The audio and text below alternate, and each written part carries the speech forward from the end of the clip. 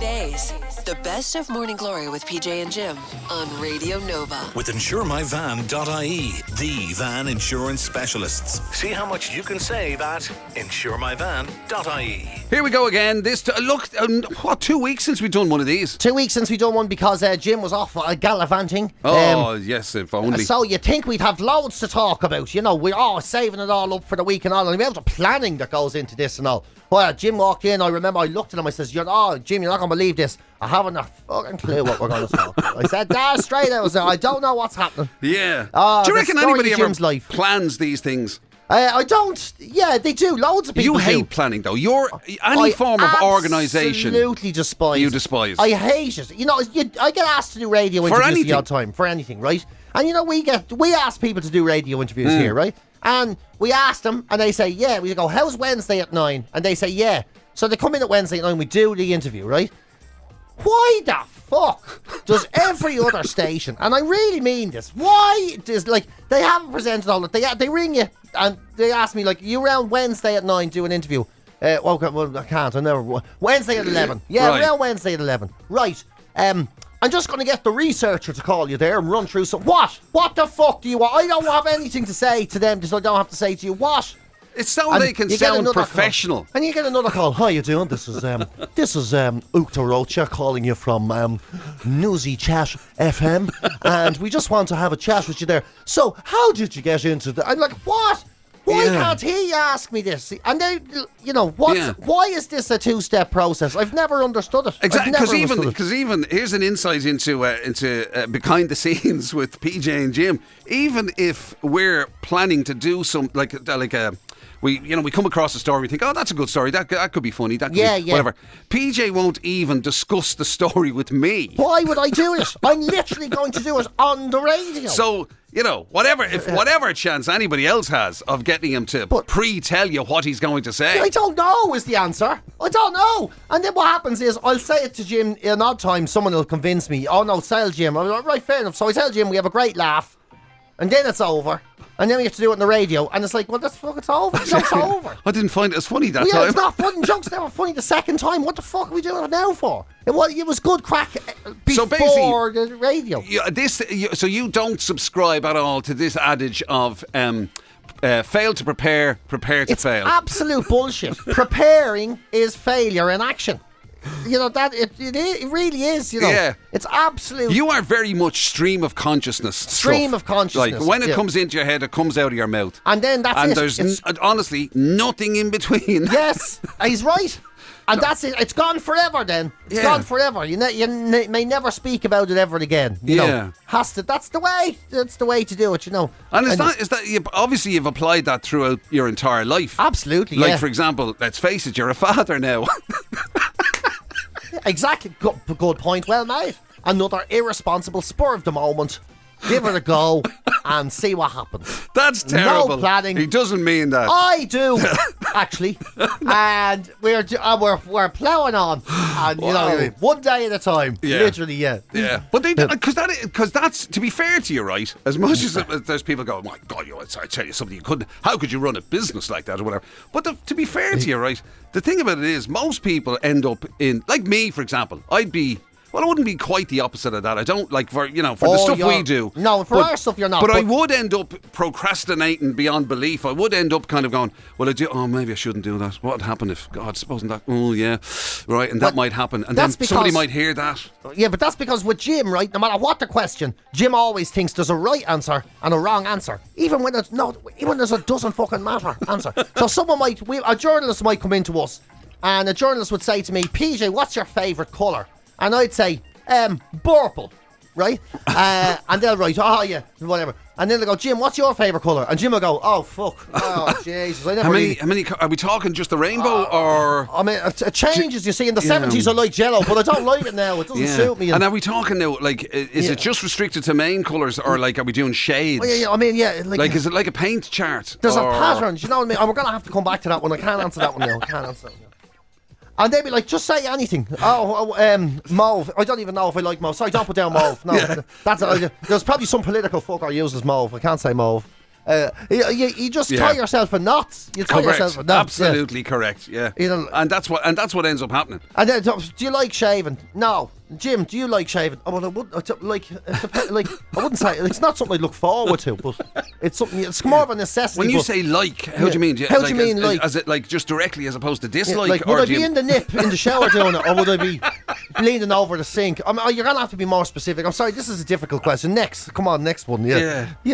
Oh, I tell you, it's a curse of a thing. What part of my body am I shaving for curse starting? of a thing. Yeah. You just and the thing about it is, right? Nobody can tell you what the right way is. It's just whatever your way is. That's right? the thing. There is no right or wrong. No, but you know to say, like, if somebody goes and they do something on the spur of the moment, right? Like, especially in business, right? They do something and then spur of the moment, and then it falls apart, right? It's a disaster. They lose their money and whatever. What was he thinking? Exactly. Somebody will go, what the? I mean, he went off half-cocked, didn't research the market, didn't do the thing, didn't put a plan in place, hadn't got a proper business plan, blah, blah, blah, blah, right? Yeah. Some other person does it, complete spur of the moment, ripping success. They go-getter. Instinct. Go-getter. Didn't wait around. Didn't hear the naysayers. That's he just did it. He didn't question himself. He fucking knew. He knew. And he went for it. See, you can't He win. saw the target and he took a shot. And that's how you do. You see the target, you take a shot. What sort of a fucking arsehole? You had everything. You threw it away. You absolute nitwit. Mother. And the difference is just... Look. Yeah, look. And One person did it. One person did it and the other person did it too. Yeah. But it just was shite. And that's the difference, you know. That's the thing. You just don't know, and it's like that with everything, isn't it? You know. And then the gas thing is the person who literally took a shot, was almost half-arsed, but made it. Suddenly gets admired as like a and then becomes starts a guru. giving advice. Oh, they start doing guru talks. Yeah. I just knew. A guy came in. I had a feeling, and when that feeling hit me, I was like, nothing's gonna hold me back. Yes, if it goes wrong, I'll lose everything I have, but I went for it. No one ever asked the other lad. Yeah. Because he'd say, I had a feeling. I just thought nothing's going to hold me back. I might lose everything, and I fucking did. Yeah. I fucking lost it all. Like everything. It's gone. Why isn't it's gone. Me missus and all. She's off. She rode off on a horse. I didn't even have a horse. Why isn't there books like that? Yeah, there should be. Surely to God, that'd be very entertaining if you got together. So, because there's millions of self-help books and millions of kind of, I owned 6 companies by the time I was 23. Yeah. And there's loads of that. Why can't you get a collection of all the people who thought they were going for it? They thought they'd found it. That's was it. Yeah. Nothing's going to hold me back, and then they died on their arse. That's what I'm going to write a self-help book, and this is it, right? The Winner's Guide to Failure. That's what it's going to be called. Brilliant. Yeah. I like it. Whatever it is, if you stop fucking looking for something else, you can enjoy this. That's going to be the message of the book. Yeah. Stop. Look around. It's not shy. You're an arsehole. Calm down. That's the message. That's going to be my guru talks. Great. Yeah, see you. What do you want? I want... You don't. You don't. Calm down. Convince yourself you don't want what you want. I'll be like Tony Robbins. What you stand up? What do you want? I want to have $1 million. Sit down. You're the fucking idiot. Next. Who else wants to talk? You. Yeah. So I want to meet the love of my life. You're as thick as 2 shites walking down the road. Sit the fuck down. Yous have enough. Yeah. Yous have enough already. Yous have enough. You don't know how to appreciate that. I mean, maybe I'll think of some more motivational language to go with it. But yeah. That's I think if you turn around and you say to somebody who tells you like, I just want to meet somebody. I just want somebody to share my life with. I think if you turn around and say, shut up. You don't deserve it. There's loads of people. You don't deserve it. You're not worthy of it. Just accept the fact that you're single and you're going to stay that way forever. You're so needy. Look at you. Go out and enjoy yourself. I'm not sure that's going to quite hit the mark. You're going to have a friend. She was so bored. Sit down. Yeah. There might be a few people who, might take objection to the idea of you telling them, look, you have enough. Look around, it's not too bad. Yeah, you're grand. Yeah, you're grand. Like, somebody living in a box, for example, might not have... Oh, you know what I mean? You're both not good enough for you now, isn't it? A box? Yeah, well, fair enough. There's loads of people that love a box. It's a fucking washing machine box, isn't it? Yeah. It's not a shoe box. Is it indoors? No. Right, well then, maybe you have a point. I'm just saying, there might be some people who actually do you have stand needs. Up here. All yous in here. You're not him. You should be proud. Look at him. That's brilliant. Look at this fella. Yeah. So your motivate or your modus operandi would be find the person who's the worst in the room and say to everybody else, bring them up and say, "Now, would you like to be that poor fucker? Would you?" That's inspired. Yeah, tell them how shit everything is. Go on, tell them. Especially your man over there that wants to meet someone. Tell him he has a car and all, and he's still giving out. That's inspired. So you find the biggest disaster, biggest failure in the room. Say, okay, today, and make everybody else feel better. And go, now, I know, today you get your money back because this isn't going to work for you because you're the example we have to use for everyone else. Yeah, yeah. You're literally the example that proves the rules. There's nothing you can do for me. Literally nothing. I'll buy you a coffee after. But all the rest of you, look at this fella. Would you hate to be him? Yeah, I think so. Yeah, because and to be fair to you, most people's version of happiness, it shouldn't be, but most people's version of happiness does come by comparison. Oh, it does. Do you know what I mean? Yeah. Like, no that's matter why we're miserable. When whatever you have on your own, right? It's probably grand until you see somebody that has more of it. Yeah, yeah. And then you get. That's typical. You see, I never could get it. I didn't get a chance to get a break. Like, look, hit the car. He'd looking unbelievable. You know what I mean? Whereas you would have been probably fine. Yeah. So you should just start learning to look the other way at the bloke who doesn't have a car or whatever. This is it, yeah. But I know it's hard to do. I remember seeing one of these guys doing that, right? He goes, he says, if there was, you want, what car do you want, you know? And a guy goes, Mercedes. I'd love a Mercedes E, whatever, you know? Yeah. And and he goes, now, I want you to imagine, the world has ended, zombie apocalypse or a sort of a new virus or whatever. Yeah. And you're the last person alive, right? Yeah. And the keys for all the cars, they're all there. So you can walk in, you can get a Mercedes, you can do all that, you can drive around it. It doesn't matter anymore that there's no one there to see it. You have it. Yeah. Or do you just want something that works, that you can use to stay alive, to keep you? Do you want something that works? And he goes, yeah, actually, yeah. And he goes, so when the comparison is gone, you don't care what the car is, you just want to move, right? Yeah. And he goes, yeah. And I remember thinking, well, of course he doesn't. There's no fucking traffic. He's not stuck in it. Yeah. I mean, that's such a stupid thing. If all of a sudden every fucker comes back, I want to still have the mark because I mean they're going. I'm stuck in traffic. If I'm going to be stuck here, I might as well be stuck in a bit of comfort. Here, I can turn on the radio again. Yeah. There's no radio. It's like I saw this thing and everybody was going on about, what a brilliant way to look at it, right? And it was this person saying about, you know, if you project 100 years into the future, right? So you think it's 100 years into the future, and obviously you're not going to be around anymore, and you know, you may well have been forgotten or whatever it turns out, you know what I mean, all this kind of stuff, and you know, and all this thing about this you know, thing 50 years somebody after else you're dead, be, no one will remember your name. Exactly, all this, yeah. And you know, somebody else will be living in your house. And, you know, all this kind of stuff, right? And then, you know, doesn't that make you just realise how unimportant all of these things you're struggling for are? Not really. Well, no, not it's really. Actually the opposite. So you're saying I want it while I'm alive. Oh, yeah, so I only have 10 years, basically, is what you're telling me. Like, I want to enjoy the bit that I'm here for. So you're telling me I could be dead tomorrow and I don't have these things yet? Well, I better get a move on. Yeah. I mean, it sounds great, the idea of, don't be worried about material possessions and stuff and things and making things better and all that. But what is it, though? Why can't I have a good time while I am here? I want them. Yeah. You know, you keep saying I'm only here for a short time, so I wanted to make the fucking best of it. Yeah, family is more important. Not my family. Yeah. You know, no, not really. Have you met? Not my family. Yeah, the immediate ones, yeah. Outside of that, are you serious? I'd sell 3 cousins for a car in a heartbeat. Yeah, straight swap. Do you know anybody that does trade-ins? I'd have them in shackles up the slave market in the morning. Yeah. So you're right. That is not true. I think that might be a niche in the market for an alternative form of self-help. Yeah. Oh, definitely, yeah. As in, don't be doing it. Which is literally help yourself to anything you want. Just look, just, you know what I mean. Anyway, don't be dealing with it. Yeah. Right, listen.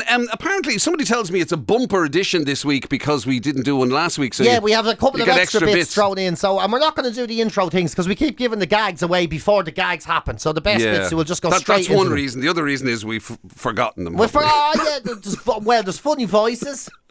Doesn't matter. Yeah, you're right. Let people listen to them. Let it go. Yeah. So what are we telling you about? Just enjoy what you have, will you? Calm down. Stop looking for more of a podcast. Jeepers. What's wrong with you? There's a fella over here. There's a fella sitting here in the studio now with a box. Do you want to be him? He's not even allowed to listen to this. Shut up, you. Get on the floor. Glory Days. The best of Morning Glory with PJ and Jim on Radio Nova.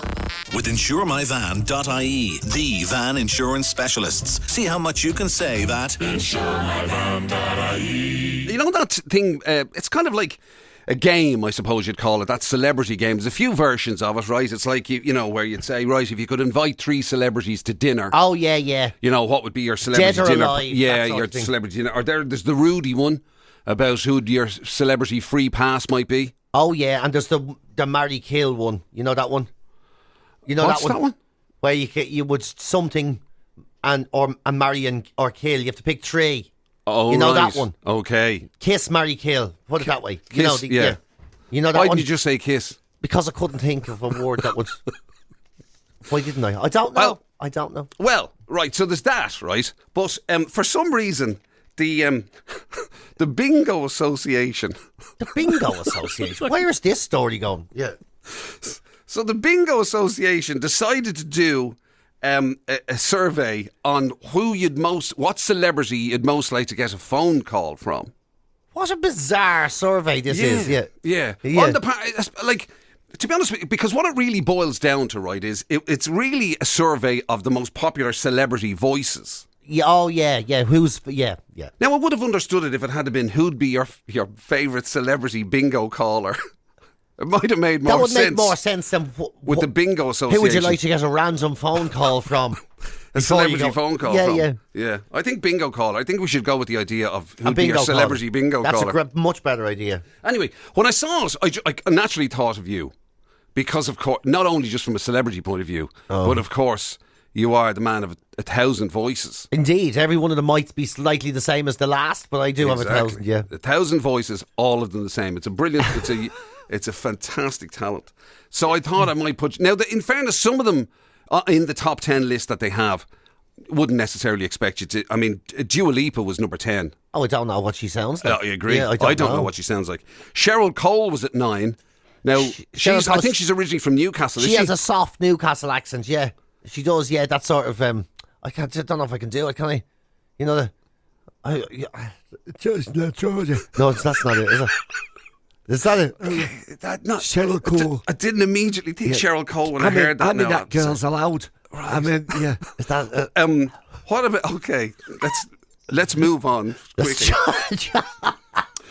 Stephen Fry... was at number 8. Stephen Fry, yeah. So, well, he's very posh, well-spoken. Yeah, very. He has an accent that makes him sound educated, doesn't he? You know, the way he does. So that means you can't Sherlock do Holmes. Hey, why? Hold on a minute. Well, fair enough. Actually, that's unfortunately, Jim just made a very fair point. Yes. Go on, give us your Stephen Fry. Stephen Fry. I'm going to read Sherlock Holmes and the Hound of the Baskervilles. Is that it? Like no? Yeah. Very I think like Cheryl Cole is probably a bit better. Very like your Pat Kenny as well. Now here's one. Liam Neeson made it into number 7. Oh yeah. Well, what's he again? Liam Neeson, right? The famous speech from Taken. I have a particular set of skills. Oh, no, He's Scottish. He's Scottish. Yeah, I will. You may take our lives, but you'll never take. Brilliant. So you've just done Liam Neeson doing Mel Gibson in Braveheart. Yeah, he says, you may take our lives, but you'll never take my daughter. Brilliant. Here's a bit of a throwback. Oh no, actually, no. I've missed out on number 6. I'm genuinely trying. Tom Jones. Now that's come on, Tom Jones. Yeah. Oh, what's new, pussycat? Oh no, hold on, that's Scottish as well. Why is everybody Scottish now? It's very hard to flip from one to the other. You have to focus on it. Like he's more Welsh, isn't he? He's from the valleys. Welsh. Yeah. Yeah. What's new, pussycat? Is it like that? Why does he say he's... What's new, pussycat? No, is that no? It's very good. Sex bomb. No. Yeah, excellent. Right, okay, so that was Sir Tom Jones. What about, Sir Trevor MacDonald? This is a very hard list. The man that used to do the news. I won't even ask you. Yeah, well, he was very clipped, wasn't he? I'm Trevor MacDonald, and this is the news at 9 or whatever. What was it like that? That's like Michael Caine or something. No, this is the news at 9. Welcome to the news at 10. That was right. He did the news at 10. Okay. Trouble in Ireland today is a man did a terrible impression of a newscaster. It's like that, wasn't he? Don French at number 4. I mean, Don French, just very. I'm not really sure where you'd go with that. Idris Elba at number 3. I can't do him at all. He's way too cool. He's too cool even for a stretch. At least the others have some sort of form of caricature about them. Yeah, that's true. Idris Elba doesn't. What would you do with Ed? I mean, one of his Sky ads. One of his Sky. Yeah. What did he? I don't know. I wouldn't know where to start. Yeah, in fairness, I wouldn't know where to start with any of them. What about number 2 was Joanna Lumley? Joanna Lumley, yeah. Well, she's awfully, like, you know. Yeah. Absolutely fabulous, darling. Unbelievable. I was in the Avengers, don't you know? I've always been cast as sexy, even though I'm 95. I don't know why it sounds like Prince Charles coming from you. And then the number one, here's the number one, right? This was the number one celebrity voice, according to the Bingo Association. Very British, this list, was Sir David Attenborough. David Attenborough, yeah. Oh, God, he's a very hard one to finish on because his accent is so perfect, you know. Yeah. Well, he's kind of soft-spoken, whispery. There you go, yeah. As you can see, the meerkats are now having a champagne party. I don't know what meerkats do, I'll be honest with you. The fish. Look at the fish. The ocean is filled with fish. GloryDaze. It's the very best of Morning Glory with PJ and Jim on Radio Nova. This alternative to golf might be the one that brings you into it. Honestly, the World Crazy Golf Championships, the professional event that in its 21st year is about to kick off. 162 players, 9 countries, all battling it out to become the world champion. A man called Adam Kelly, sounds very Irish, I don't know where he's from. He's currently the man to beat. He won the last 2 titles. Crack full of talent in the field. People from North America, Europe, and Europe. All coming from around North America and Europe for this event. Wow. And it looks like it's going to be fantastic. Most of us look at it as a fun day out or something you do on a date or something like that. But it's a very serious event. Top prize. I thought you weren't allowed to call it crazy golf anymore. I wasn't allowed to call it crazy golf because I was in St. Pat's at the time. Apparently it's called mini golf. But only in there, is it? Right. Because I have to say, right, have you, obviously you've played whatever Irish version there is, I don't know, where's the last time I would have played? Trabolgan. Yeah, these things, but it's not like this. This is the real deal. Yeah. This is like, but I always wanted to go to one of those places where, I'm assuming they're going to be in America, right? Yeah. Where you get the, giant clown's head that you have to kind of to roll put the ball up his through, foot and it goes sucked up into his leg of his trousers. A windmill where it kind of collects the ball and brings it up to another level. Yeah, and it drops it off in a little miniature Netherlands and it goes down through a village and all these. I'm assuming, is this that? Or is it? This is that. This is the proper job. This is the world. This is the professional. Now, actually, I just realised, the last time we played crazy golf or mini golf or whatever you want to call it, was actually out in what used to be Tato Park. No. Lucan. Oh, no, it was Lucan. Yeah, what's out there? Yeah. I can't remember. A place, though, for children. Children's place. We went into and we had a great time. Yeah. That's right. That's the last time we played. That was the last time. But even that, and as good as that was, it's not like this. This is the real deal. Like you said, it's clowns and windmills and it's like, places made to look like the North Pole and all. Yeah. Wow. And they do all these things and the jackpot is almost $6,000. Well, it's talking serious money here. $6,000 is the jackpot. Yeah, and then there's €3,750 up for grabs in the pro event. €1,750 in the novice event, and the junior team winner gets a €50 voucher for Amazon. So we're not messing around here. Wow, it is professional. This is a serious business. There's so a lot at stake. You can earn a living, providing you can live off Amazon. Providing you can live off $6,000 a year, you can make a living playing this. To be honest with you, though, have you seen any of the clips online? Like I have. on It's Twitter brilliant. and thing. Have you seen how intense it is? Oh yeah, in the team events. Oh no, I haven't seen that. No, The big I high haven't. fiving and the kind of like, because those guys, the top guys, they expect to get a hole in one, virtually every hole. Yeah. Do you know what I mean? Like bowlers with getting a strike, they just expect it. Yeah. Yeah. Well, it's amazing. I will say this though. When in the dawning in this time, in this wonderful time that we live in, where crazy golf exists on such a scale, how is there still such a thing as regular golf? Like, who wants to watch regular golf? You know, a fella with a golf bat whacking it into nothing, just miles away, just hitting it miles away, when you can turn on a different channel and there's a lad with a bat that's like maybe inflatable and all, and he has to whack it around a miniature Eskimo, and it has to land in a car or something, and or go up through a leaning tower of Paris, and all these things. Like, what on earth? The Leaning Tower of Paris. That's what it is. That's famous landmark. Yeah, you know, and all of these, and through the spaghetti junction of Italy and everything, roundabouts and everything, and yet we're still watching people like who? Tiger Woods whacking it into nowhere. You're right. Fella, Sure, if they wouldn't, he can't even drive straight in his own road. He knocked down the water thing. If Rory McIlroy had to, negotiate a clown's head, and we'd see if he was made of then, wouldn't we? yeah, be all. We would though. Be like that video that goes around about him when he was used to chipping golf balls into a washing machine. There you go. You know, you could have a giant washing machine on a golf But course. sure, a crazy golfer would look at that and go, "Is that it? A washing machine?" I knocked the apple off a fella's head there when I was just making toast the other day. Glory Days. The best of Morning Glory with PJ and Jim on Radio Nova. With insuremyvan.ie, the van insurance specialists. See how much you can save at insuremyvan.ie. There's a beauty app, okay, that has done this scanning of football pundits who are going to be operating at the Euros, right? And so they use this thing called the golden ratio formula. Oh, God. All right? Yeah. So it takes in a couple of different things into account, and then it gives a person a score out of 100. And so they did it with all of the pundits that are going to be commentating on the Euros. On the Euros. And Roy Keane... Yeah, top of the heap.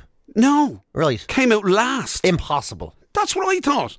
Impossible. I thought Roy Keane was regarded as a bit of a rugged, kind of good-looking chappie. Roy Keane is gorgeous. What sort of I know. So, I mean, I don't know what sort of form it AI is. nonsense has put out Roy Keane? That's what it says. Beauty scanning app, and this golden ratio formula has him. He got us the least attractive out of 26 different male pundits who are going to be covering it for ITV and BBC. That's ridiculous. How could Roy Keane? He only got 54.6 out of 100. Probably the best looking man to come out of Cork that isn't Cillian Murphy.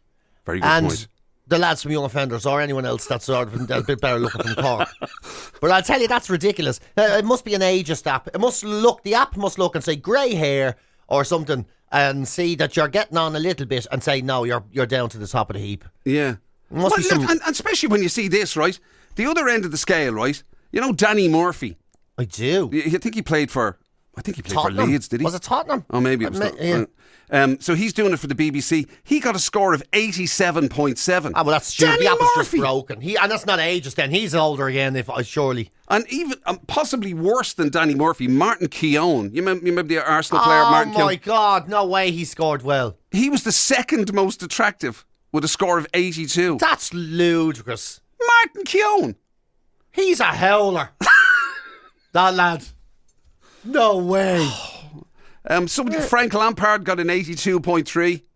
Lampard? In fairness, I suppose Lampard, you could kind of... He looks like he's out He there has all his own hair robbing and grannies and all. Mark He just- Chapman. yeah. Who's he? Don't know who I Mark think I know Chapman Mark is, to be Chapman. honest. Yeah. 82.2, doesn't deserve that. And Graham Souness got 79.7 out of 100. Graham Souness. So Graham Souness is better looking than Roy Keane, according to this app. According to that app. Graham Souness, the most sour-faced bulldog chewing on an L-wasp vinegar knicker sort of a head you've ever seen in your whole life. Never has a good word to say about anything. Wears pain on his forehead like a man would wear a hat, and he's the one scoring higher than Roy Keane. Well, that's ridiculous. And up Martin Cork, up Keown, Ireland, up the good-looking folks. Exactly. Martin Keown and Danny Murphy. Danny Murphy's a bit like me, follically challenged, isn't he? Danny Murphy Not just... that doesn't make you super sexy, obviously. But I'm just saying. Danny Murphy's like me. Like, he's Mr. Blend-In head. You know, there's nothing remarkable one way or the other. Yeah. That's why everybody says to me, do I know you? Did I meet you? No, I just look like everyone you know. That's all. There's the ultimate. Lee D was on saying Danny Murphy was Liverpool and Fulham. We wouldn't even have him at Leeds. Now, that tells you everything you need to know. Wow. Jeepers. And like, to be honest, I'm shocked. I genuinely thought Roy Keane was regarded as a bit of a handsome dude. he definitely is. Yeah, no, this is AI. This is some fella made an app and he's looking for attention. That's all that is. I know if I get the app to say something bad about Roy Keane, people will pay attention. Yeah. Doing to Roy Keane what Roy Keane does to other players. You know, saying something outrageous. So you get the headlines. Well, I'd love to know what the golden ratio formula is, though. Actually, to be honest with you, it might be best for you and I if we didn't. If it's anything to do with ratio, I'm screwed because my eyes are at different heights, my ears are at different levels. They're not even on the same diameter of the head, and my teeth don't line up. One of my lips looks like I took it off another lad on the back of a bus. GloryDaze. It's the very best of Morning Glory with PJ and Jim on Radio Nova. Irish actors at the minute, very in vogue, aren't they? Very we in always vogue. are. We've always got great actors, to be Well, fair. we're delightfully fashionable, you know, these days. And But now, at the moment, it does feel at the moment, you Paul Mescal, very hot. yeah. Obviously, Saoirse Ronan's still very much there. Cillian Murphy, just off the back of an Oscar win. I know, it's amazing, yeah. And the Andrew lads from Young Scott. Offenders and all, you know, they're an amazing crew. I was getting there. I was say getting to they're you. out there doing it right now at the moment as we speak. Literally, as soon as I said Andrew Scott, I was going to say PJ Gallagher. Very, very hot, in demand. Well, yeah. For some reason, he gets a lot more work than me. I don't know what. Really? Yeah, What yeah, is yeah. that? I don't know. It's not as if he can even talk properly. You know. Hello. You know.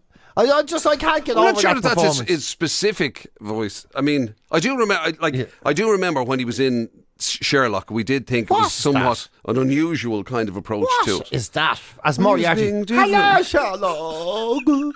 Do you know what feeling I am? It's the strangest voice I've ever I heard. mean, he's classically trained Shakespearean, you know. I know, so why is he wandering around on set?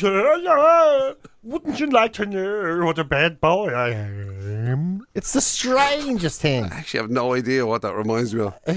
But anyway, It's so something the to do reason with we carry mentioned on laughing or something, isn't it? the reason we mentioned Andrew Scott is because he's in the news today talking about some of the tips that he's gotten from directors over the years. Yeah, he does seem like a very straightforward. He's a very nice fella by all accounts. Yeah. I just don't know this one, but he's saying that sex scenes. He's talking about the sex scenes. You know, Right. love making scenes on screen. He's talking about how difficult and how awkward they are to do.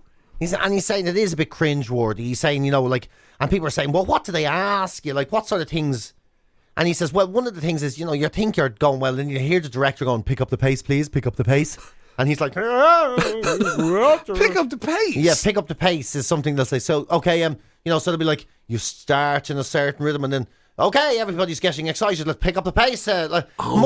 I guess directors kind of see it almost as a horse race. It's like, and they're trotting along now at a normal speed. Everybody's going, we're just carrying away over the first fence there, another problem. Now we're picking up the pace. Right. Things are getting a little bit heated here, you know, I suppose. Yeah. Well, in fact, okay, I get it now. So they have to substitute the, because obviously you're not experiencing it the way you would in You're real not life. experiencing- So you have to be told this would be the bit where you'd be getting really excited. Yeah, so the director's going, this looks like a natural time for the